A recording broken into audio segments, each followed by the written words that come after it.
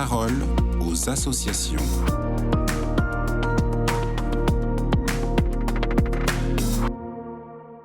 Bonjour à tous, bienvenue dans la parole aux associations. Je suis avec Benoît Autier des AFC, les associations familiales catholiques. Bonjour Benoît.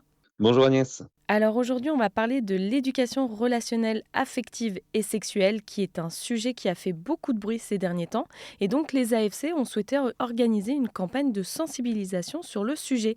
Quel est l'objectif de cette campagne ? Et voilà, la question de l'amour et de la sexualité, c'est un sujet qui peut être, difficile à aborder par les parents, parce qu'on ne sait pas à quel âge, il Alors faut aujourd'hui, on va commencer à en parler parler, on ne d'éducation sait pas non plus relationnelle, comment en affective et parler ou sexuelle, même, puisque c'est un parfois, sujet qui on a ne sait fait pas non plus beaucoup de bruit pourquoi en ces derniers parler. temps. Et Donc, les il y a AFC une ont crainte qui est justement souhaité légitime, qui vient des organiser une parents, campagne de qui souhaitent évidemment sensibilisation protéger sur leurs le enfants sujet. Quel est et l'objectif de nous avons cette donc campagne ? décidé de donner des pistes pour répondre à ces questions: quand, comment et pourquoi. Et donc on a créé une campagne, de sensibilisation qui s'appelle Parents, osons parler à nos enfants. Et une série de posts et de vidéos sont d'ailleurs déjà disponibles sur nos réseaux sociaux, notamment Instagram, Facebook, mais aussi YouTube, Twitter et LinkedIn. Alors quels conseils donnez-vous, par exemple, sur le quand en parler et sur le pourquoi ? Alors assez tôt, en fait, avec l'acquisition du langage, l'enfant peut apprendre à mettre des mots sur son anatomie de petit garçon ou de petite fille.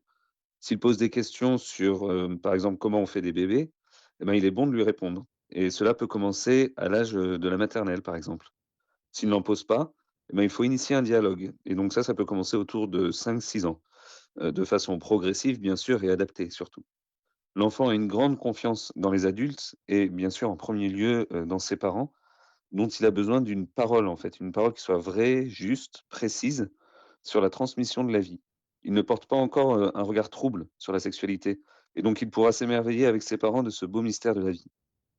Et donc ça m'amène à comment en parler? Nous proposons d'en parler avec simplicité, avec des mots justes, de façon positive et en s'émerveillant, voilà.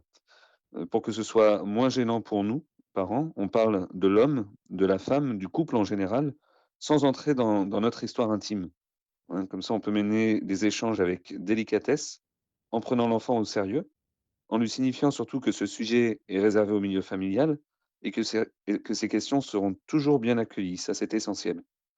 Voilà, vous pouvez aussi vous aider d'un beau livre, tel, Lucas et Léa ou la web-série, du même nom sur, YouTube. Comme ça, vous pourrez le faire ensemble avec vos enfants, par exemple assis dans le canapé et ça enrichira, certainement votre dialogue. Mais alors justement, pourquoi c'est si important d'en parler ? Bien parce que nos enfants sont curieux et qu'ils se posent de vraies questions auxquelles il nous faut répondre. D'où je viens, qui je suis, où je vais. C'est ainsi qu'ils peuvent grandir paisiblement, et heureux aussi d'être ce qu'ils sont. Voilà, il faut qu'ils puissent aborder la puberté avec confiance et ainsi éviter de chercher des réponses dans des lieux inappropriés. Alors justement, comment est-ce qu'on peut les protéger ? Ben, pour les protéger de ces milieux-là, la première nécessité, c'est d'abord de leur donner une vision qui soit positive de la sexualité, hein, donc grâce au dialogue avec les parents. Mais il est aussi important de dire à l'enfant, en fin de primaire, qu'il existe, pardon, des images ou des vidéos pornographiques. Il doit savoir que cela, c'est très choquant et donc qu'il doit s'en détourner et s'il en voit, eh ben, il faut qu'il, prévienne ses parents, qu'il demande de l'aide ou même à un adulte référent. Voilà, il doit connaître aussi les règles de respect, hein, et de sécurité corporelle qui protègent le corps et l'intimité de toute personne. Merci beaucoup Benoît. On peut retrouver plus d'informations sur cette campagne sur le site internet donc afc-france.org. Je vous souhaite une très belle journée et à bientôt. À bientôt.